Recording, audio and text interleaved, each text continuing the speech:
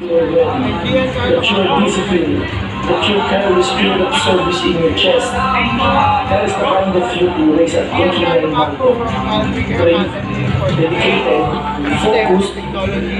This is just the beginning. This is General Manto po, siya yung hepe po ng PNP ODK na isang during the graduation po ng mga police.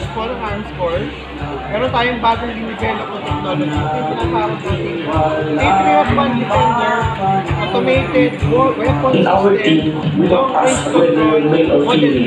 We ask, can you lead? Can you follow? Can you carry someone's life on your back if needed? Because here, strength has no gender. It has only truth. We've seen girls commando with precision and calm. We've seen them carry full packs, push to exhaustion, lead searchlines through heat, rain, and darkness. We've seen boys learning from them, without ego, without hesitation. In AK9 Mando, everyone pulls it wrong way. Everyone trains, everyone earns their place. You can fake it here, not in the field, not in the line, not when someone likes to defend your focus.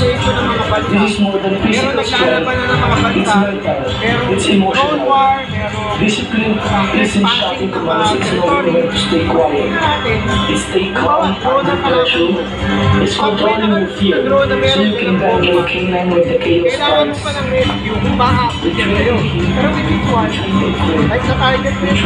Because real searching must keep us happy. When it's happened when it's there. Kailangan mo na, hindi na yan naabot sa ground. So, meron ka ng defense para We call true tunnels, we memorize clips, we memorize signals, hand gestures, hand behaviors, because one miscue could cost someone their life. We will not just strength, but trust. Trust in our dogs, trust in our teammates, trust in ourselves. Dahil nag-trespass na siya sa'yo. The youth in this team are not waiting for the future. They are stepping into their roles now. They are leaders in motion, searchers in training, hearts that beat for a cause bigger than themselves. Because AK9 Mando is not just about rescues, it's about responsibility, and we carry it with pride. Meron kailangan i-search kasi nag-rotate ka siya. For the meantime,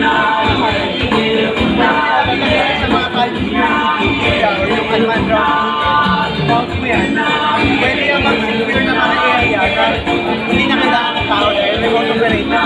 Remote operated yung unmanned ground vehicle, remote operated din yung weapon system. So yun yung mga project natin sa When the mission comes in, there is no warm-up, no rehearsal, just action.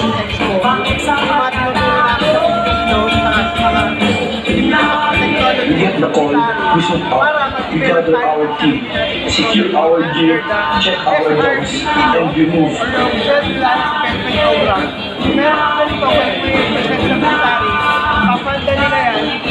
Maybe it's a child lost in the forest, maybe it's a lock building after quake, maybe it's just fear and darkness somewhere up there.